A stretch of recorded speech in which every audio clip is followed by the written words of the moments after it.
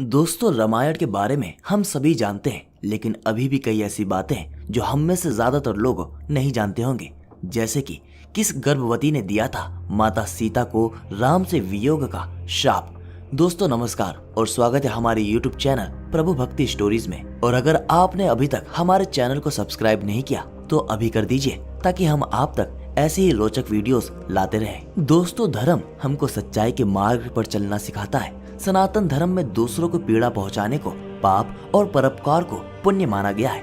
इस धर्म से जुड़ी किंवदंतियां ये बताती हैं कि ईश्वर को भी अपनी गलती की सजा भुगतनी पड़ती है। ऐसी एक किंवदंती है जो बताती है कि दशरथ वधु माता सीता द्वारा जब किसी को तड़पाया गया तो उनको उसकी सजा भोगनी पड़ी थी। यूं तो इस घटना को बहुत कम लोग जानते होंगे कि किस गर्भवती को तड़पाया था माता सीता ने और किसने दिया था माता सीता को श्राप। माता सीता को उस श्राप की कौन सी सजा मिली थी? दोस्तों, सीता मिथिला नरेश जनक की पुत्री थी।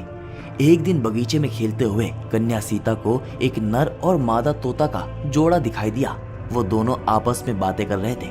वो जोड़ा ये बात कर रहे थे कि भूमंडल में राम नाम का बड़ा प्रतापी राजा होगा जिसकी अत्यंत सुंदर पत्नी सीता होगी। उत्सुकतावश सीता अपने को रोक ना सकी और उनकी बातें चुपचाप सुनने लगी। उन्हें अपने ब्याह के बारे में सुन अच्छा लग रहा था और इसी उमंग में उन्होंने बातचीत में मग्न तोते के उस जोड़े को पकड़वा लिया।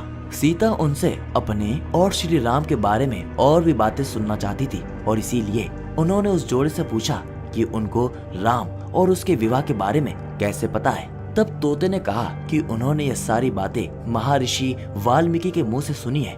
वो ये बातें अपने आश्रम में अपने शिष्य को पढ़ा रहे थे। दोस्तों, इस पर सीता ने कहा कि तुम जनक की जिस पुत्री के बारे में बात कर रहे हो वो मैं हूँ। तुम्हारी बातें सुनकर मैं काफी रोमांचित हो गई और इसीलिए अब मैं तुमको तभी छोड़ूंगी जब मेरा विवाह श्री राम से हो जाएगा। दोस्तों, तोते ने याचना करते हुए कहा कि हे देवी, हम तो पक्षी हैं जिसे घर में सुख नहीं मिल सकता। हमारा काम ही है आसमान में विचरण करना। सीता ने नर तोते को आजाद कर दिया और कहा कि ठीक है, तुम सुखी पूर्वक विचरो, परंतु तुम्हारी पत्नी को मैं तब तक नहीं छोड़ूंगी जब तक मुझे राम प्राप्त नहीं हो जाते।